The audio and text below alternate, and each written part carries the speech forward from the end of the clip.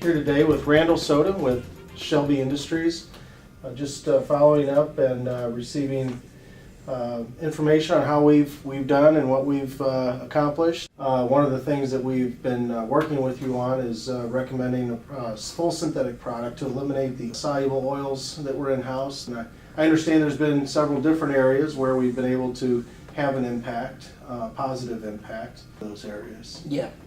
Well, yes, I'm the Director of Business Development here. However, though, I'm also a tool and die maker by trade and a tooling engineer by profession. Most of my experience in the automotive world, the previous lubrication that they were using was a water-soluble oil. Yes, sir. Base type thing. And for many years, that is what they use. And you know how it is in a press shop. People don't like change. Yes. Several companies prior to you came in here presenting a different lubrications to our process, and none of them really worked. Our process is a little bit more complicated in that we have to go through the stamping shop, and then it stands for a while, and then it goes to the welding shop, which is mostly robotic welders, and then it stands for a little while more, and then it goes to the zinc line, and then onto assembly. Well, the water-soluble oil and other products that we've tried previously to you guys coming in, it still caused a lot of either rust, or it never reduced the friction on our deep draws. You know, the couplers, they are pretty deep draw. Yes. We never, therefore resulting in a lot of our the sides of the couplers scoring up a lot. And I showed that to you. Yes, they were very rough. This is the scoring that I was talking about. It's not scored now, but we used to have this whole side scored up. Feel that? Right, I remember there were lines deep. That's what we're doing in this die. We're putting those holes in. Oh, okay. But look at the condition of that part. Yes. Yeah. Now I asked you a question. What have you noticed?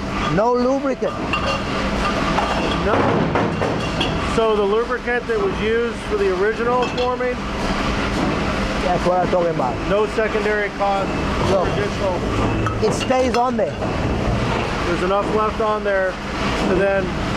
At one time, you can ask him, we had to saturate that die in lubricant. We did a lot of high die maintenance, especially on the male rads, on the draw rads, on radiuses. Every single run, and sometimes during the run, maybe 3 or 4 times, we had to polish those rads in order to eliminate or reduce the scoring. Now, fast forwarding to when you guys came in, we used to do die maintenance on those couplers during the run and every single time after every production run. Okay. Now, about every 4 runs. And the run volumes are high. Based on the last piece, that's what we go by.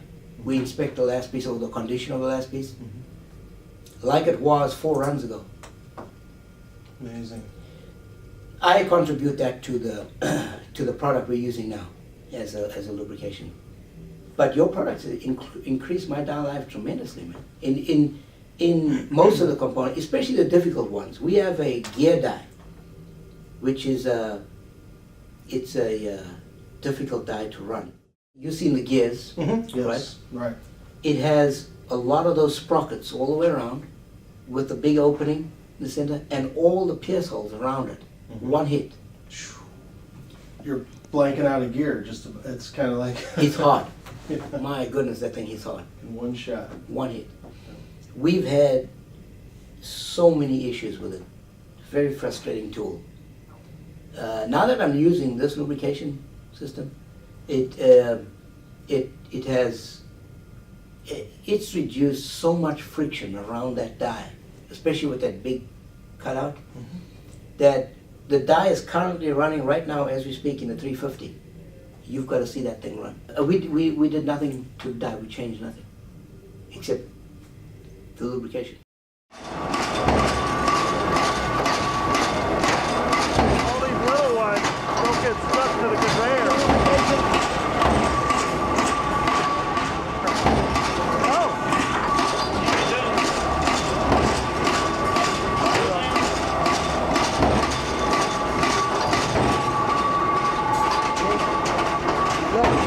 Look at how much all in one hit.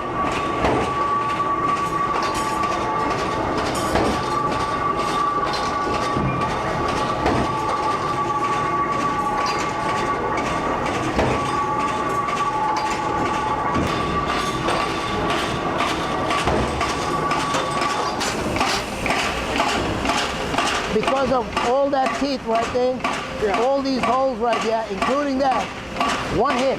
So this goes up and it has to eject perfectly level. Because if it ejects slightly out, it's going to hold up and it's going to crash that die. This die has gone through probably 8 to 9 crashes already prior to us using this lubrication. You haven't had a crash since the train? Haven't had one crash, not one. Also, this is what you call a high maintenance die. Okay.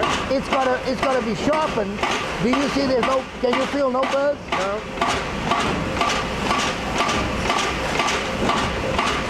Hasn't been maintained in 4 runs.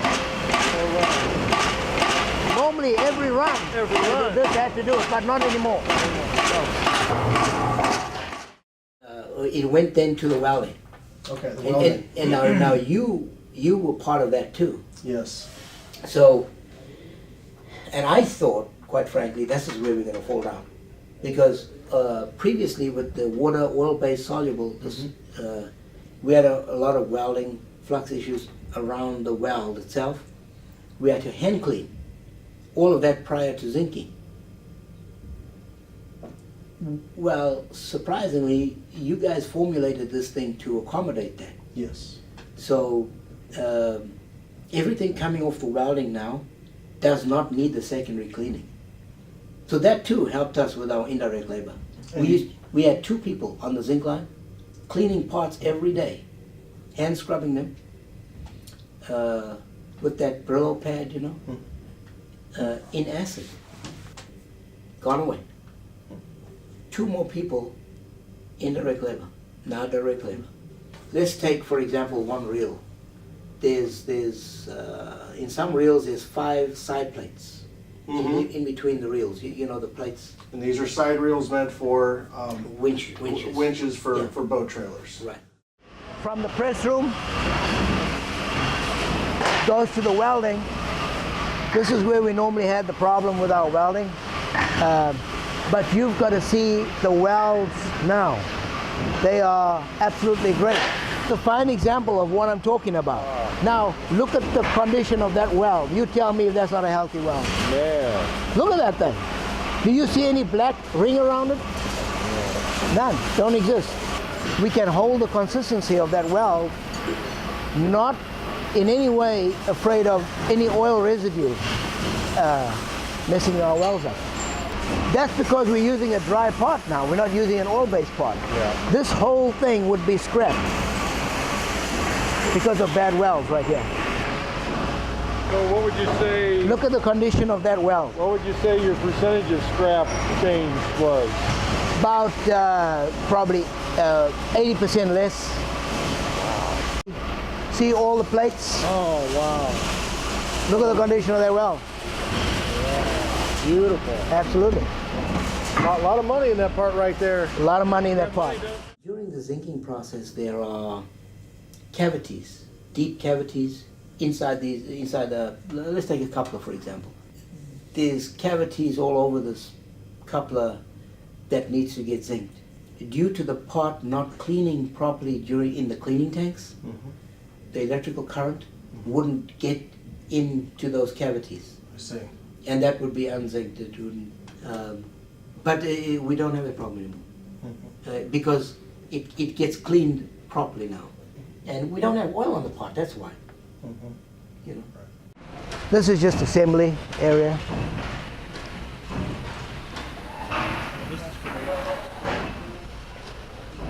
End product right there. And now you've just seen this gear being pressed out in the press room. Yes.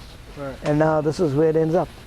We used to mainly get a lot of black rings around this area right here. That day we couldn't get rid of for nothing. I kid you not. But you can see now, this is what we're getting. See that? That's nice. That's pretty. This process is so far away from the lubrication process, yet it has a direct effect on appearance now. Yes. Yeah. You know? You're the final product. Yeah, and you know, the customer is more about appearance than they are about, Right. it's about cosmetics for them, you know? Yes, absolutely. Yeah. So, nonetheless, this was an enormous eye opener for me. I didn't think something like this can exist, man. But I mean, there he has it, you know. Right. You guys are freaking geniuses. I don't know how the hell you do this stuff. Well, my father, being the original developer, then it's receiving the feedback from folks like you, explaining here's where I'm having trouble. Here are the things that we experience in this world, in the stamping world, as an engineer and a die designer. And so we just kept chipping away at eliminating, formulating out the negatives. Is there anything right now that we need to look at with the chemistry to make things even better for you at this time? I mean, how did you ask me that thing? You guys have provided us a great product. I don't know how to improve on this. Okay. I mean, this boggles my mind in the first place. I don't know how you did this stuff. Like I say, that's so far away from the actual lubrication. They don't even know what we've done or what we've changed, but yet there's an impact on our assembly as well. And of course our shipping. Yes. Yeah. And it gives us a good impression with the customer too. Absolutely. I'd like to thank you for taking the time to view this short presentation. We can help your company reduce your costs and eliminate the general issues that you see on a day-to-day basis.